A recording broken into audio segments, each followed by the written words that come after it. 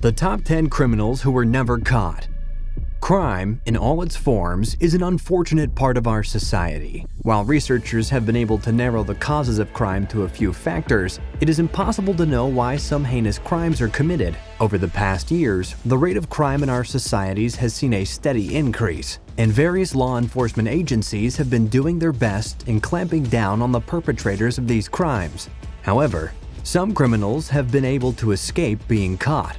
Our society has a particular fascination with serial killers, and it is no surprise that most of the top criminals who have evaded capture over the years are serial killers. There's something specifically frightening about the thought that many of these killers and criminals are probably still out there somewhere, walking among us, and maybe getting away with even more crimes. Today, we're going to examine 10 top criminals who were never caught. However, before we go on, ensure that you subscribe to this channel. You should also hit that notification bell so that you don't miss any of our upcoming videos, because, with us, you're certain of getting the best information. The men on this list are not just the standard notorious criminals. These are some of the most horrific and evil criminals who are smart enough to escape the law. Sexual assault, robbery, and of course, murder. Follow us as we look at some of the most terrible criminals still roaming the streets. The Babysitter.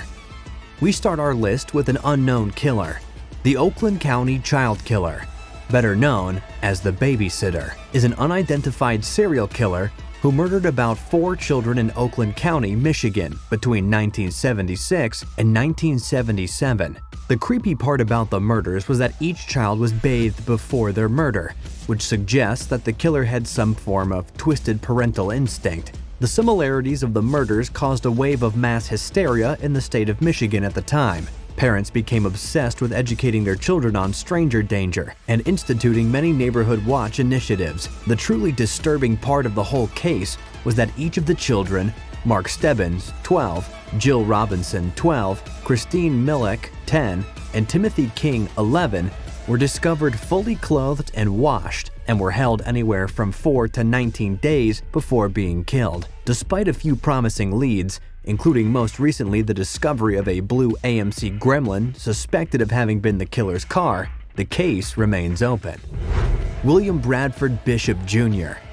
In 1976, 39-year-old William Bradford Bishop Jr., who had served as a diplomat overseas in numerous posts in Africa and Europe, was expecting a promotion. He was later informed that this promotion would not be coming as expected. He left work early that afternoon, claiming illness, and never returned. After about a week, neighbors of the Bishops grew concerned because they had not seen the family for a week. They informed the police, and a detective was sent to the scene. When he got into the house, he discovered numerous blood splatters and marks that were consistent with blows administered by a blunt object. The whole family was nowhere to be found. After a long search, police found 5 bodies in a shallow, remote North Carolina grave as the Bishop family. But Brad Bishop was not among them. His car was later found hundreds of miles away in a secluded area of the Great Smoky Mountains National Park. That was the last time there were any leads to him in the U.S. Bishop has effectively escaped arrest for about 45 years, even though he has been cited 3 times in Europe. Victor Gerena. Then 23-year-old Victor Gerena was working as a Wells Fargo armored truck guard when he overpowered his 2 coworkers and fled with over $7 million in cash. One coworker claimed that Gerena said to him, "I've got nothing against you. I'm just tired of working for other people." Investigations revealed that Gerena was working with the Puerto Rican terrorist group known as Los Macheteros, and he was smuggled out of the U.S. and into Mexico. Sources claim that he eventually got into Cuba, and he is still hiding out there today. Gerena holds the record of being listed on the FBI's 10 Most Wanted list for the longest period, 32 years and 2 months. His name was later removed because his probable location in Cuba indicates that he will never be extradited by the Cuban government. Richard Lynn Bear. On January 15, 1984, Sherry Hart was murdered by Richard Bear. She was to meet a date at a restaurant in rural Ashe County, North Carolina. However, she disappeared without a trace until her remains were discovered at the base of a cliff in a remote wooded area. Jeff Burgess and Richard Bear were arrested with ties to the murder. Bear later escaped from jail and has been a fugitive so long that the FBI eventually removed him from their most wanted murderers page.